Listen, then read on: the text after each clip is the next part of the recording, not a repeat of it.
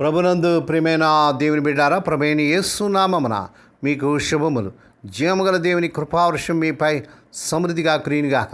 ఈ దినం అనగా ఆగస్టు నెల 17వ తారీఖు 2026 సోమవారం హోలీ ట్రింటీ చర్చ్ మినిస్ట్రీస్ వారు అందించు అనుదేనామన్న. ఈ దిన మన ధ్యానాంశం నిబంధన జనులము. దేవుని వాక్యం చదువుకుందామండి. 2వ రాజుల గ్రంథం 23వ అధ్యాయము 3వ వచనం. రాజు యెహోవా మార్గమునందు నడిచి ఆయన ఆజ్ఞలను కట్టడలను శాసనాలను గైకుందని యెహోవా సన్నిధిని నిబంధన చేశాను. దేవుడు తన పరిశుద్ధ వాక్యం దీవించుగాక. దేని బిడ్డలు మీరు అంతా ఎలా ఉన్నారండి? మీ ఆరోగ్యాలు ఎలా ఉన్నాయి? మీ కుటుంబంలో అందరూ బాగున్నారా? మీకోసం మేము ప్రతిదినం కూడా ప్రార్థన చేస్తున్నాం ఎంతో భారంతో. మీకు ఏదైనా ప్రార్థన అవసరం ఉన్నట్లయితే దయచేసి మాకు తెలియచేయండి. మీకోసం మేము భారంతో ప్రార్థన చేయగలం. దేని బిడ్డలు ప్రతి ఉదయం సాయంకాలం మీ కుటుంబ ప్రార్థనలు ఉంటున్నాయా? ప్రతిదినం దేవుని వాక్యం చదువుకొని కొంత సమయం ప్రార్థనలో గడుపుతున్నారా? దేని బిడ్డలు ఈ సమయంలో దేవుని వాక్యాలు మనం చూసినట్లయితే ఈ యొక్క 2వ రాజుల గ్రంథం 23వ అధ్యాయం 3వ వచనం. అప్పుడు రాజు స్తంభం దగ్గర నిల్చుండి తమ పూర్ణ హృదయంతోనూ పూర్ణ ఆత్మతోనూ యెహోవా ఆజ్ఞలను ఆయన శాసనాలను ఆయన కట్టలు గైకొని ఈ గ్రంథం రాయబడిన నిబంధన వాక్యం నెరవేర్చకు యెహోవాను అనుసరించదని నిబంధన చేశాను. జనులందరూ ఆ నిబంధనలో చేరినట్టుగా చూస్తున్నాం. ఇక్కడ మన సందర్భం చూసినట్లయితే ఇది యోషియా రాజు కాలంలో జరిగింది. ఈ యోధా దేశ చరిత్రలో గొప్ప పునర్జీవం. యోషియా రాజు 8 సంవత్సరాల వయసులో రాజు అయ్యాడు. 26 సంవత్సరాల వయసులో దేవాలయం బాగు చేస్తుండగా ధర్మశాస్త్ర గ్రంథం దొరికినట్లుగా 2వ రాజు గ్రంథం 22వ అధ్యాయం 8వ వచనం చూస్తాం. అది చదివిన వెంటనే రాజు బట్టలు చింపుకొని ఏడ్చాడు. ఎందుకంటే జనులు చాలా సంవత్సరాలుగా దేవుని మాటను మర్చిపోయారు. ఆ తర్వాత యోషియా దేశమంతటా ఉన్న విగ్రహాలను పగలగొట్టి ఆ యాజకులను తీసివేసి పస్కా పండుగను మరలా జరిపించినట్టుగా చూస్తున్నాం.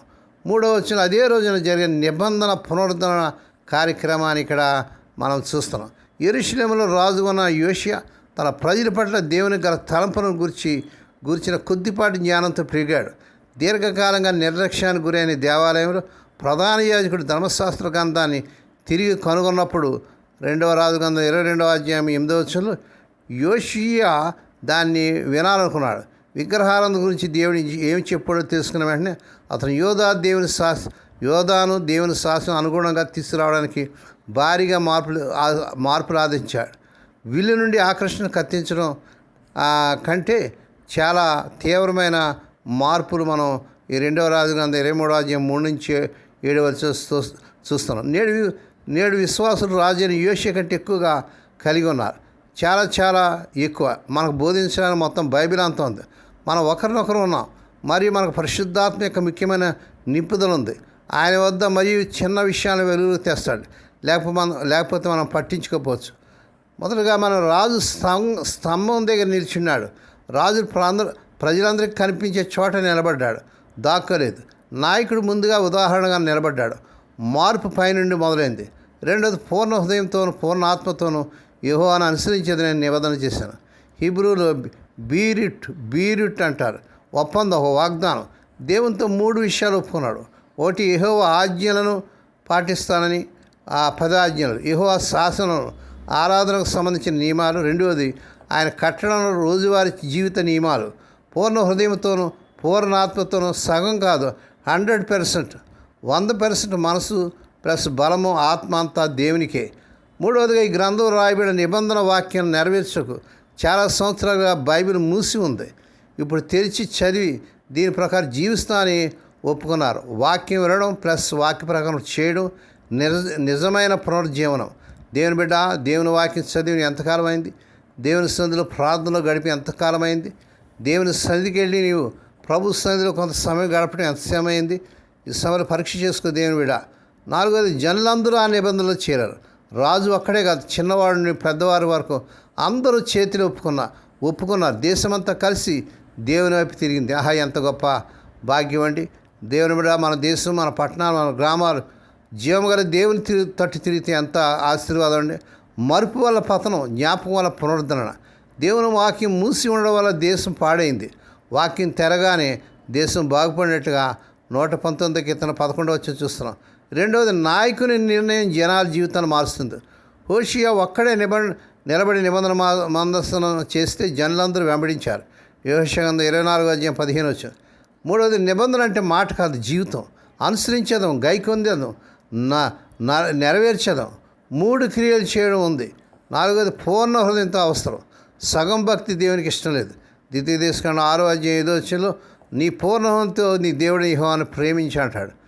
మొదలుగా నీ వాక్య గ్రంథాన్ని మళ్ళీ తెరువు. చాలామంది బైబిల్ ఇంటూ ఉంది కానీ ధూళి పట్టుంది. ఈ వారం ఒక నిర్ణయం తీసుకో. దేని బిడ్డ 10 నిమిషాలైనా వాక్యం చదివి దాని ప్రకారం నేను ఒక పని చేస్తాను. నీ కుటుంబంతో సంఘంతో నిబంధన చేయి. దేని బిడ్డ హోషేయ ఒంటరిగా చేయలేదు, అందరిని పిలిచాడు. ఇంట్లో అందరితో మనం పూర్ణ హృదయంతో దేవుని అనుసరించేదామని అడిగాడు. దేవుని స్తోత్రం. మూడవది విగ్రహాలను పాడగొట్టాడు. హోషేయ మొదట విగ్రహాలను పాడగొట్టాడు, తర్వాత నిబంధన చేశాడు. నీ జీవితంలో విగ్రహం అంటే ఫోను, డబ్బు, కోపం, ఇల్లు ఏముందో దేవుని బిడ్డ, ఏ వాహనం ఉందో వాటిని పక్కన పెట్టకుండా నిబంధన నిలబడదు. దేని బిడ్డాలి అవి పక్కన పెట్టాలి. హోషేయరాజు దేవుని వాక్యం చదివి పూర్ణ హృదయంతో దేవుని ఆజ్ఞను పాటిస్తామని జనులతో కలిసి నిబంధన చేశాడు. అదే యూదా దేశానికి పునరుజ్జీవం తెచ్చింది. మనం మొదటి రాజుగా 23:3 పూర్ణ హృదయంతోనూ పూర్ణ ఆత్మతోనూ నిబంధన వాక్యం నెరవేర్చుటకు యెహోవాను అనుసరించేదమని నిబంధన చేశాను. 119 కీర్తన 106 నీ నీతి గల విధులను నేను గైకొందని నీ ప్రమాణం చేసి తిని దాన్ని నిలబెట్టుకుందును. ఈరోజు దేవుని బిడ్డ, నువ్వు దేవునితో ఏ విషయంలో కొత్త నిబంధన చేయవలసిన అవసరం వచ్చింది? పూర్ణ హృదయంతో ప్రభా నేను నిన్ను అనుసరిస్తాను ప్రభా, నీ కొరకు నేను జీవిస్తాను ప్రభా అని ప్రభు దగ్గర ప్రమాణం చేసి ఆ రీతిగా నడుచుకున్నట్టు పరిశుద్ధాత్మ దేవుడే మీకు ప్రేరేపణ దయచేయనుగాక. దేవుడి మాటలు దీవించునుగాక. ప్రార్థన చేస్తున్నాడు. పరిశుద్ధమైన తండ్రి, నువ్వు ఎంతైనా నమ్మదగిన దేవుడు ప్రభా, నువ్వు నిబంధన దేవుడు అంటున్నావు, నిబంధనలు నెరవేర్చే దేవుడు తండ్రి. మా తండ్రి దినం ఆనాడు హోషేయ మరి ఆ ప్రజలు నాయన ఏ రీతిగా నిబంధన ప్రభా చేసి ఆ రీతిగా పూర్ణ హృదయంతో పూర్ణ ఆత్మతో మిమ్మల్ని వెంబడించారు, నీ కట్టడలు అనుసరించి ఆ రీతిగా మేము కూడా ఆ రీతిగా నడుచుకున్నట్టు సహాయం చేయండి. స్వదేశ విదేశాల నుండి వర్తమానం వింటూ అనేకలకి వర్తమానం షేర్ చేస్తూ, లైక్ చేస్తూ, సబ్స్క్రైబ్ చేస్తున్న మా ప్రియులు దీవించండి. ఈ దినం పుట్టినదినాలు, వాహ దినాలు, ఆ శుభదినాలు జరుపుకునే బిడ్డలు బాగా దీవించండి. ఎవరైతే సీరియస్ కండిషన్లో ఐసీయూలో హాస్పిటల్ ఉన్నారో ఇప్పుడే కలవరి శిలువ రక్త ప్రభావాన్ని శిరస్సు మొదలున పాదములను ప్రారంభ చేస్తున్నాను. స్వస్థత, ఆరోగ్యం, విడుదల యేసునామమున పడిస్తున్నాను తండ్రి. ఈ దినవంతంలో నీ బిడ్డల చుట్టూ మీరు రక్తం చేసి ప్రతివేదన కీడించి దృష్టి నుంచి ప్రమాదం తప్పించి క్షేమకరమైన ప్రయాణాలు దయచేయమని మహిమ నీకే, ఘనత నీకే చెల్లించుకుంటూ యేసే పరిశుద్ధ నామమున స్తుతించి గానపరిచి వేడుకొని ప్రార్థిస్తున్నాం తండ్రి. ఆమేన్. మన ప్రభువైన యేసుక్రీస్తు వారి కృప, తండ్రి అయిన దేవుని ప్రేమ, పరిశుద్ధాత్మ దేవునికి అన్యున సహవాసము సదాకాలం మీకు తోడేండి నడిపించి బలపరచునుగాక. ఆమేన్. ఆమేన్.